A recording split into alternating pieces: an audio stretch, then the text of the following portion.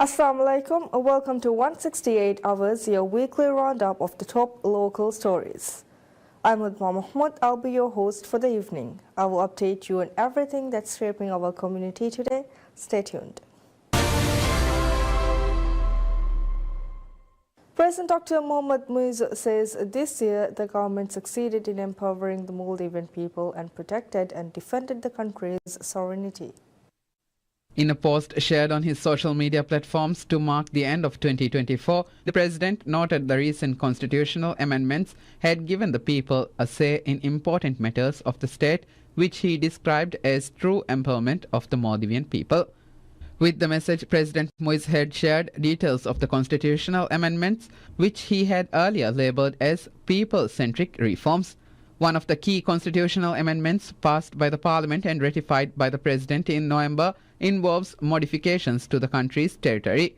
Previously, such changes requires a two-third majority approval from the parliament. The new amendment strengthens this requirement to a three-quarters majority. Additionally, the country's maritime territory can now be defined up to the Exclusive Economic Zone EEZ, and any changes to these territorial boundaries will require both a three-quarters majority in the parliament and approval through a public referendum.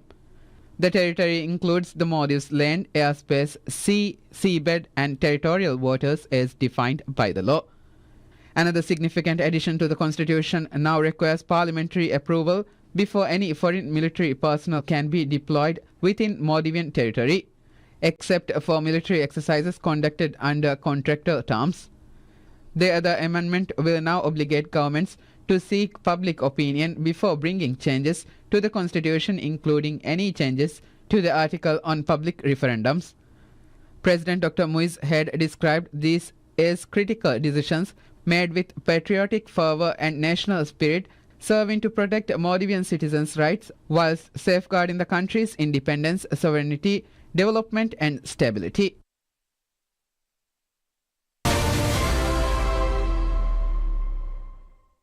In 2024, the Maldives experienced significant political upheaval, with the opposition Maldivian Democratic Party MDP losing its parliamentary majority to the ruling People's National Congress PNC after a series of defections and a decisive election.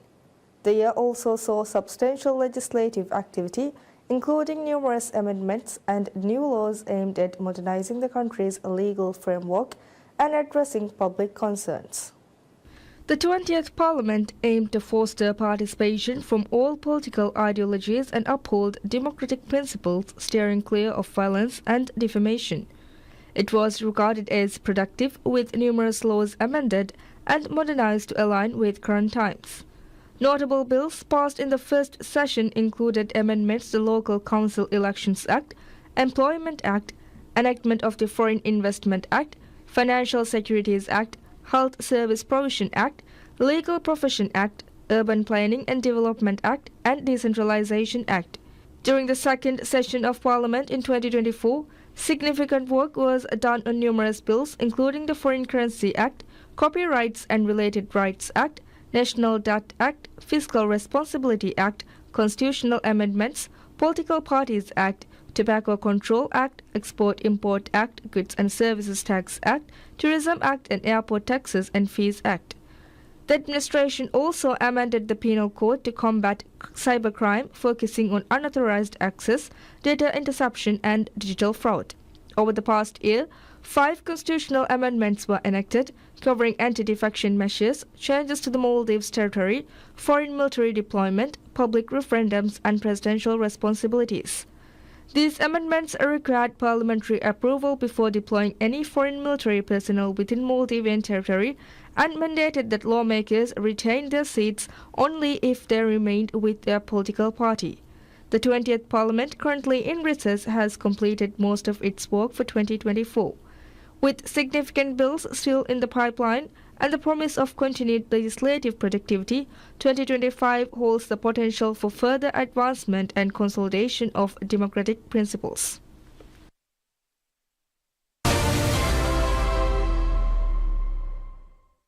The ministerial cabinet of President Dr. Mohammad Muiz could be described as the most productive cabinet in recent history. The numbers certainly backs the claim, with more cabinet decisions made in 12 months than its predecessors. These key policy decisions related to the betterment of society and the sustainable development of the country are already in motion. The President, on the recommendation of the Cabinet, decided on January 2, 2024, to establish rehabilitation treatment centers in Kaf Kashdu, Noon Velidu, and Lam Velidu to authorize the operation of these legal mandated rehabilitation centers. President Muiz, upon his Cabinet's recommendation, has decided to formulate a special policy to facilitate the return of nurses and other health workers who have been out of service due to various reasons. In January last year, President Muiz established a company named Maldives Industrial Development Free Zone under the advice of his cabinet. This company will engage in large-scale importation of goods from neighboring countries and employ a re-export system to optimize profits. In the same month, the President, after positive deliberations with his cabinet, announced the decision to form a creative economy in the Maldives. President Muiz also made the decision on his pledge to move the commencement date of the academic new year to the beginning of the year. Following deliberations at the Cabinet on a paper submitted by the Ministry of Health, the President had decided to establish a round-the-clock national helpline to assist individuals coping with mental illnesses and to pursue a comprehensive total solution. Following the Cabinet's recommendations, President Muiz decided to implement policies to ensure the availability of high-quality medicine in the Maldives in February. The President, in July, decided on important measures to address the issue of undocumented workers in the Maldives following recommendations from the Cabinet. The Cabinet had also resolved to strengthen the enforcement system to address illegal immigration in the Maldives. President Muiz, following the Cabinet's recommendation, has decided to develop a comprehensive master plan aimed at combating tobacco consumption in the Maldives. This master plan will include additional measures alongside the enforcement of existing tobacco control laws and regulations with the goal of achieving a permanent solution to tobacco use over the next 4 years. Additionally, the President has instructed relevant authorities to ensure the availability of free smoking cessation programs at all health centers for individuals seeking assistance.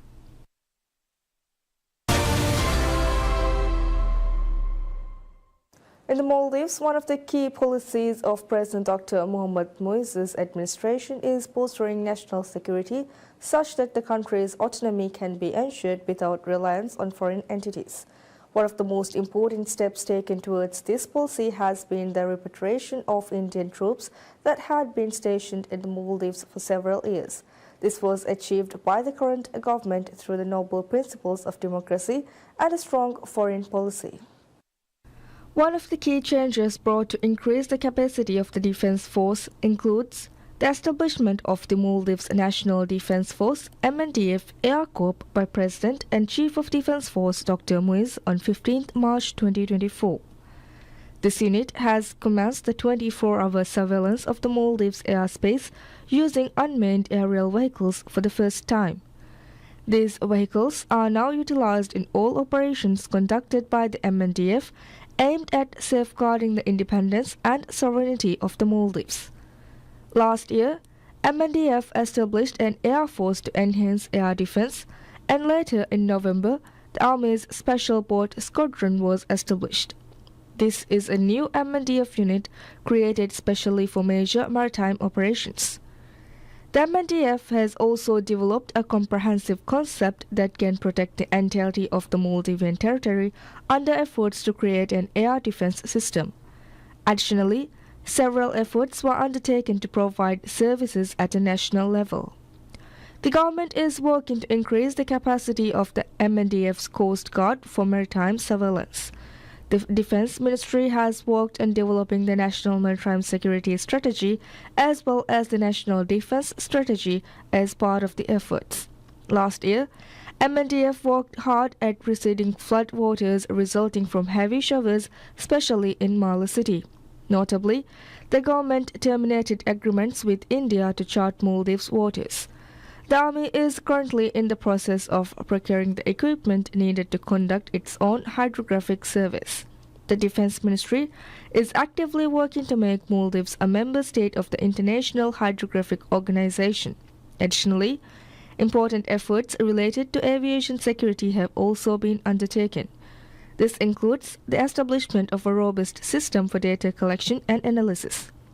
The National Civil Aviation Security Training Policy and the National Civil Aviation Security Quality Control Programs have been reviewed and revised to align with the International Civil Aviation Organization's relevant annexes.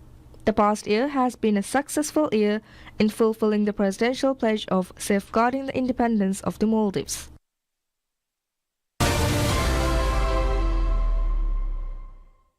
The China-Maldives Free Trade Agreement (FTA) came into effect starting January 1st, marking a significant milestone in the economic relations between the two countries. This agreement is anticipated to enhance trade and investment, thereby creating new opportunities for collaboration. The China-Maldives Free Trade Agreement offers significant advantages for Maldivian businesses by providing opportunities to export products to one of the world's largest markets. A notable benefit in the duty-free export of fishery products to China, expected to enhance production in the fishery sector and boost foreign currency earnings. The FTA will also facilitate the expansion of the Maldives' manufacturing and processing sectors. For the service sector, the FTA presents opportunities to penetrate the Chinese market. It also streamlines the process for Chinese investments in the Maldives and allows Maldivian investors to invest in China. According to the Ministry of Economic Development and Trade, the agreement paves the way for economic and developmental assistance and cooperation, thereby furthering the Maldives' economic diversification and growth. Another significant advantage of the FTA is the elimination of duties on Chinese imports to the Maldives. This measure is anticipated to result in increased Chinese exports to the Maldives and a reduction in prices due to the influx of diverse brands and products. The government asserts that this development will foster a more favorable environment for local businesses to prosper. The Economic and Technical Cooperation chapter of the FTA will support human resources development and capacity building efforts in the Maldives assisted by China. This includes enhancing skills for Maldivians, creating jobs and seeking Chinese assistance in further developing and expanding the research sector. China, with a population of over 1.41 billion and a large number of mid-level business enterprises, presents a significant market for Maldivian products and services. According to government estimates, China-Maldives trade currently surpasses $700 million annually, with expectations that this trade volume could rise to $1 billion with the FTA's implementation.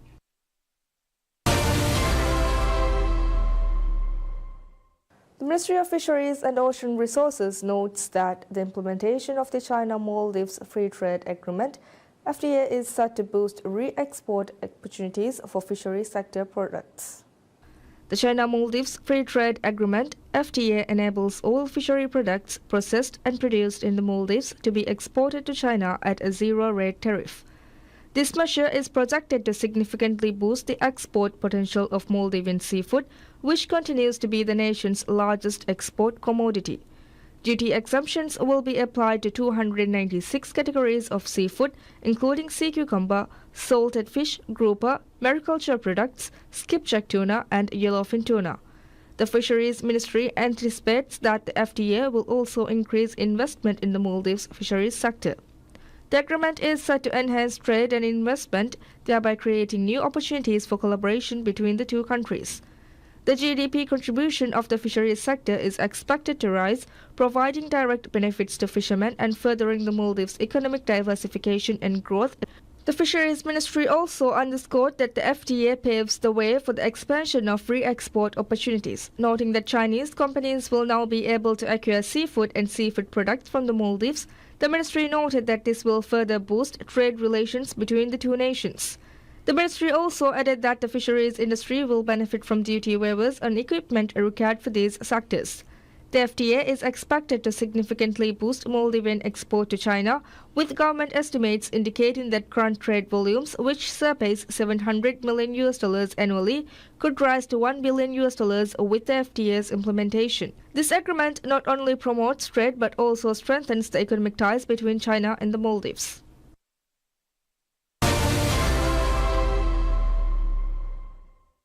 The foreign currency bill, Forex bill, designed to mitigate the ongoing foreign currency shortage in the Maldives, has come into effect. The new law, which mandates tourism facilitates to exchange a portion of their foreign earnings through local banks, was ratified by President Dr. Mohamed Muiz in December.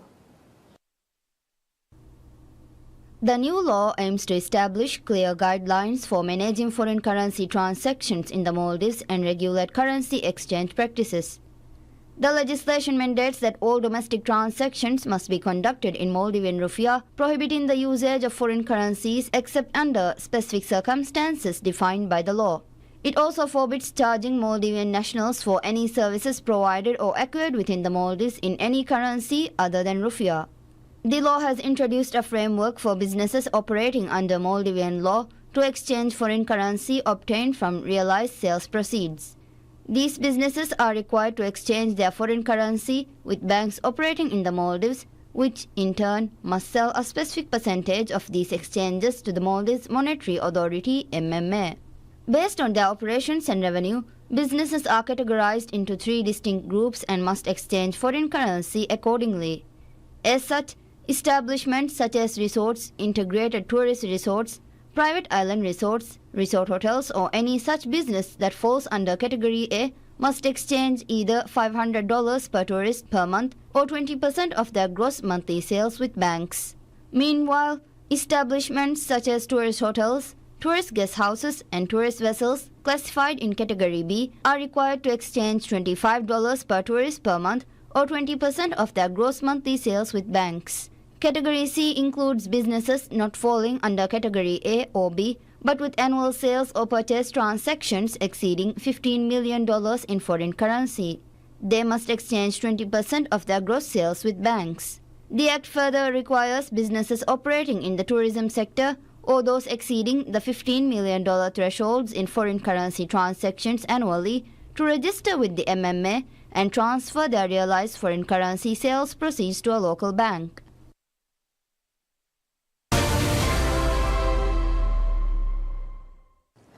Minister of Islamic Affairs Dr. Muhammad Shahim Ali Said reveals that over 6,300 Maldivians have journeyed to Makkah, Saudi Arabia this December to perform the Umrah pilgrimage, marking a historic record. According to the minister, 6,373 Maldivians have so far embarked on this sacred journey to Mecca, marking the highest number of pilgrims from the Maldives to travel in a single month. Typically, about 4,000 Maldivians make this way pilgrimage every December. However, this year's figures have surpassed expectations, with the ministry estimating the total number to exceed 8,000 by the end of the month. The increase is partly attributed to school holidays, allowing families, youth and children to travel together. Most of these pilgrims have arranged their trips through private Umrah tour operators. This year, the ministry issued licenses to 50 private entities to manage Umrah tours. While a large percentage of Maldivians rely on these operators, some choose to travel independently. Minister Shahim confirmed that all Maldivian pilgrims currently in Makkah are in excellent health. He highlighted the ministry's commitment to ensuring high-quality services for the pilgrims and warned that strict penalties would be imposed on any Umrah travel companies found violating the set rules and regulations. In response to the record numbers, the ministry has also initiated measures to identify and reward the best-performing Umrah tour operators. Minister of Islamic Affairs Dr. Muhammad Shahim Ali Said announces an array of substantial initiatives set to be rolled out in 2025, underscoring the ministry's commitment to enhancing community welfare and promoting Islamic values. During an event to inaugurate the ministry's activities for the upcoming year, Minister Dr. Shahim detailed several key programs and initiatives. Among the notable announcements were the ministry's 2025 action plan, the Risala program and the Namad Matiwir Kurumga program. He also highlighted 2 major development projects, the construction of the Waqf building and the commencement of a project to develop a Zakat house. According to Minister Dr. Shahim, the Namad Matiwir Kurumga program aims to raise public awareness about the importance of prayer in Islam, encouraging timely daily prayers. This initiative will include a series of sermons delivered by scholars who will visit local households, and the program will cover various topics including fiqh, the meanings of du'as, and the names of Almighty Allah. The ministry will also continue the Risala program, which was successfully carried out in 2024. According to Minister Dr. Shaheen, the 2025 edition will focus on instilling and promoting moral character, ethics and manners, values central to the identity of Prophet Muhammad, peace be upon him. At the ceremony, awards were presented to the winners of the English and Divehi categories of the Risala program 2024, which saw participation from 281 individuals. The Risala program aims to promote Islamic guidance and foster a community that upholds religious values. Fenaka Corporation Limited says the corporation's in-house solar program is aimed at revolutionizing energy production across the country and is set to yield significant financial and environmental benefits. According to Fenaka, the initiative is expected to save approximately $1.29 million annually through reduced diesel consumption. By installing solar panels on the rooftop of its powerhouses and office buildings, the company is making a substantial shift towards sustainable energy. It said that in the past year alone, Fenaka had installed 2,298 kilowatts of solar panels and increased battery storage capacity to 7,005 kilowatts. The project plans to install a total of 5.2 megawatts of solar capacity, covering all islands under Fenaka's jurisdiction, with a budget of around $5.97 million. The solar systems will vary in size, with installations of 18 to 30 kilowatts of grid-tied solar power planned. The project is scheduled to commence early next year and is a key part of Fenaka's broader renewable energy strategy. This strategy includes not only the installation of solar systems but also significant efforts to expand its renewable energy portfolio. Fenaka is collaborating with the Ministry of Environment, Climate Change and Technology and the Asian Development Bank (ADB) through the POISE project to enhance solar energy capacity in various islands of the country. Over the past year, the corporation has successfully installed solar power on buildings in 12 islands. Additionally, a total of 14 megawatts of solar systems have been deployed and are now operational across the islands served by Fenaka under different projects. The initiative are in line with the government's goals to increase renewable energy usage, rapidly growing the country's energy sector, and promote eco-friendly electricity generation. They also support the nation's commitment to achieving the Sustainable Development Goals. In related effort, Fenaka is working with the Environment Ministry to provide 3 megawatts of photovoltaic PV systems to local households as part of its Mage Solar program. This program aims to harness solar energy by installing PV systems on the rooftops of private homes. It is part of the government's broader strategy to achieve 33% renewable energy consumption by 2028, significantly reducing reliance on imported fossil fuels.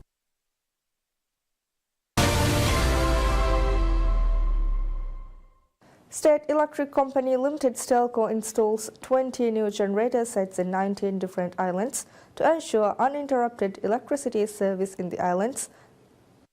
The state-owned utility firm Stelco is currently providing electricity in the capital Male region and the islands in Kaf Atoll, Alif Alif Atoll, Alif Dal Atoll and Waw Atoll. Stelco said the 20 generator sets provided to 19 islands carry a total capacity of 9,198 kilowatts. In addition to the Male region, Stelco currently provides electricity in 5 islands in Kaf Atoll, 6 islands in Alif Alif Atoll, 6 islands in Alif Dal Atoll, and 3 islands in Waw Atoll. The utility firm has established 36 power plants in these islands. Stelco said the new generator sets were provided to cater to the increase in demand for electricity in these islands. The company assured that the new generator sets will enhance the electricity service provided in these islands.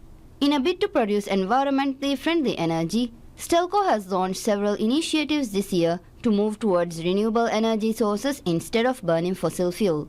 As part of such initiatives, Stelco has set up a solar power system with a capacity of 11,000 kilowatts to its 47.7 megawatts main power station in Male. Additionally, Stelco has also launched various initiatives to diversify its business portfolio with the opening of a specialized business center to sell generators locally instead of importing them being a key highlight of the year. The company has said that the center will facilitate the quick delivery of generators to the islands in the event of breakdowns.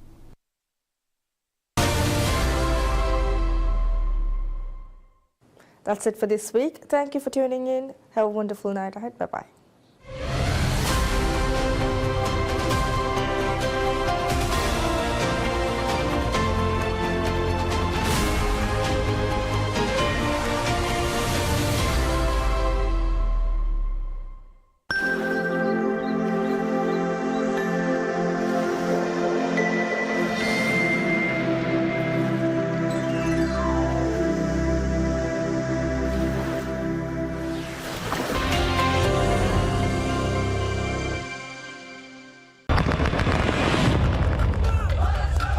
ඒරෙග්ග දුනියග නජ හුට්ටි පවා පොඩෙති මසල්ත Zero voto Hong Kong.